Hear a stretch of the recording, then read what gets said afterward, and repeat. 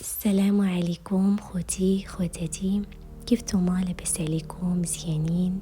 نتمنىكم كاملين تكونوا بخير وعلى خير. اليوم غنكمل معكم قصة أمل مع الشوافة الضوية وكيفاش حتى دمرات حياتها بسببها. كملوا معايا القصة حتى الأخير. بعد ما جات حسنة بنت الشوافة عند أمل تبارك ليها، سولتها شنو اسم خطيبك؟ قالت ليها اسمه يوسف. دخلت معهم البيت كيف ديما وهما جالسين وهي كتفكر كيف تجيب طرف من شعرة أمل. قالت لهم شنو بالكم تفكروا الأيام الصغر ونلعبوا الغميضة، كل واحد فين يتخبى. وغمضات أمل عينيها ومشات سناء تخبى في الكوزينة، وهنا بنت الشوافة خدمت خدمتها وقطعت طرف من شعر أمل بالزربة، ومشات لماريو خدت منه تيشيرت صغير وسدات الماريو ومشات في حالها. ملي فتحات عينيها أمل ما جبرت حتى واحد قدامها. سناء جات كتجري البيت باش تشوف شكون لقاها، لقات غير أمل في البيت. بقاو كيقلبوا على حسنة ما لقاوهاش، قلبوا الدار كاملة والو، عرفوها مشات في حالها وما فهموا والو.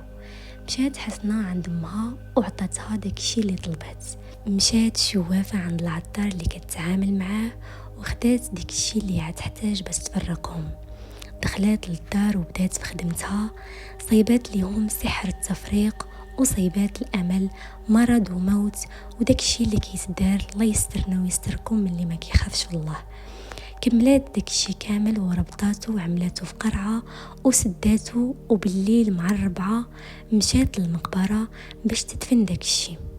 دفناتو وجات في حالها للدار. وبعد سيمانة امال بدات كتحس براسها ما بقاتش حامله يوسف، وهو ما بقاش كيعيط ليها. في مره بقات كتقول ليماها انا ما بقيتش بغيت نتزوج، كرهت يوسف وما بقيتش حامله. يماها كتقول ليها لعن الشيطان بنتي، راه قالوا غدا غيجيو عندنا باش تحدوا موعد العرس. قالت ليها لا صافي ما كاين لا عرس لا والو. امل فقط واحد الصباح كتغوت وتريش في راسها، والعدا وفكوني انا غنحماق، كنحس بقلبي مزير عليا.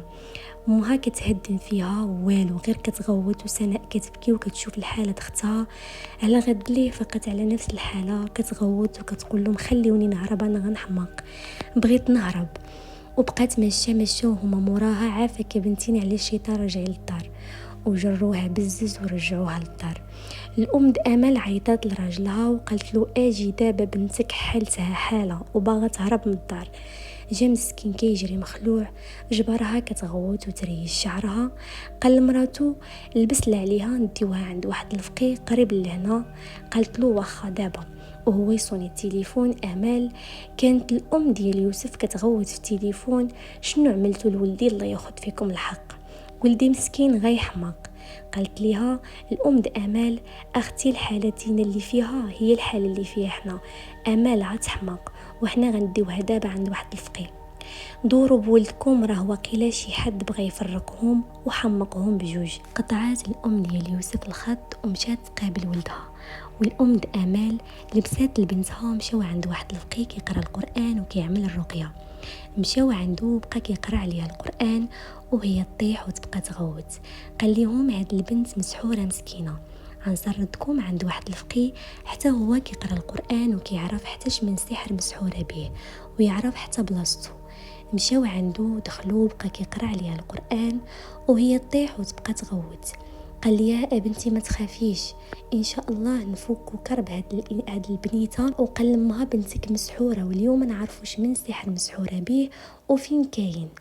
بقى كيقرا وهي كتغوت وهو كيقرا وهي كتغوت، وهو يسولها علاش سحرتيها علاش، وهي كتغوت وهو كيقول لها علاش وهي تجاوبه سحرت ليها حيت كانت عتزوج وانا الحسد ما خلانيش نصبر. قال ليها واش من سحر سحرتي لا به؟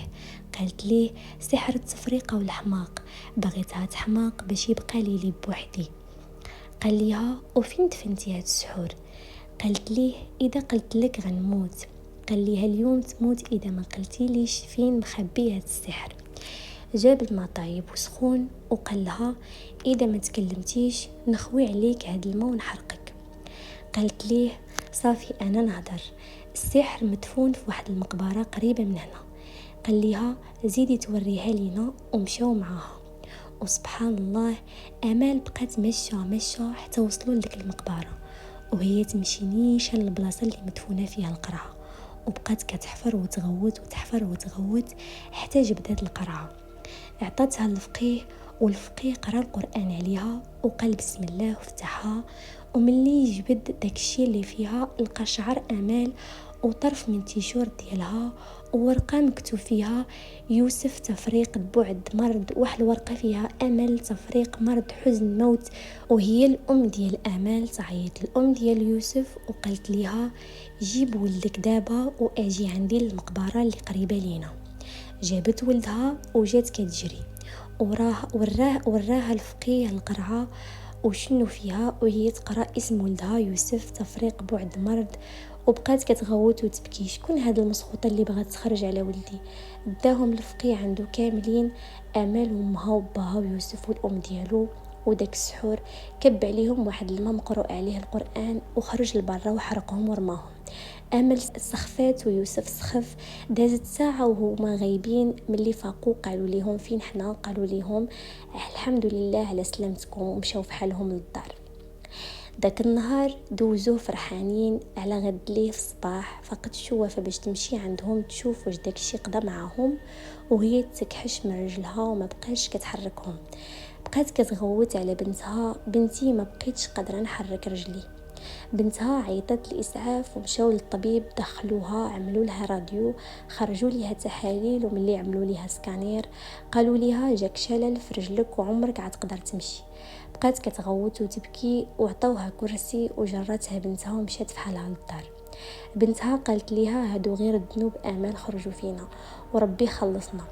مشاو عندهم باش يطلبوا السماحه، دقوا في الباب، فتحت ليهم الام ديال امال، شافت الشوافه في الكرسي، قالت ليها ياك لاباس شنو وقع لك؟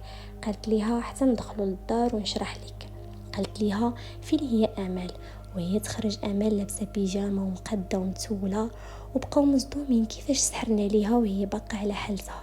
وزادت زيانت الشوافه دخلت في الموضوع نيشان، قالت لنعيمه انا سحرت لبنتك وخطيبها باش نفرقهم على بعضياتهم، وفي الاخير ربي جازاني وما بقيتش نمشي العمر اللي باقي لي كامل، ودابا جيت نطلب منكم السماحه. جرات عليها نعيمه وقالت ليها سر الله ياخذ فيك الحق، كنتي عتدمر لي بنتي وما جاب وجهك حمر حتى لعندي تطلب السماحه. الشوافه بقات في الباب كترغبها تسمح ليها، قالت ليها طلب من الله يسمح لك، اما انا عمري نسمح لك حتى الغدا امام الله. وسدات الباب ودخلت. دازت سيمانه، جا يوسف وعائلته يعاودوا الخطيبه، ومن بعد 5 شهور عملوا العرس وتزوجات امال ومشات لدارها. ومن بعد عام رزقهم الله بولد سمواه اكرم. سناء بداك العام تخطبات، وعائله امال عاشوا فرحانين وكملوا حياتهم. الشوافه بقات على داك الكرسي حتى ماتت، وحسناء بقات بوحدها ما تزوجات ما ولدات. وهنا كناخذوا العبره من السحاره والمشعوذين اللي كيدمروا حياه انسان وحسب لهم السماحه سهله، وعندهم يدمروا حياه انسان عادي. الله يهديهم والله يبعد علينا اي واحد ما كيخافش الله. وهنا كتكون سالت القصه ديالنا اليوم. ما تنسوش تخليو لايك وابوني وتكتبوا لي رايكم في التعليق. نتلاقاو في قصه جديده ان شاء الله. بسلام عليكم.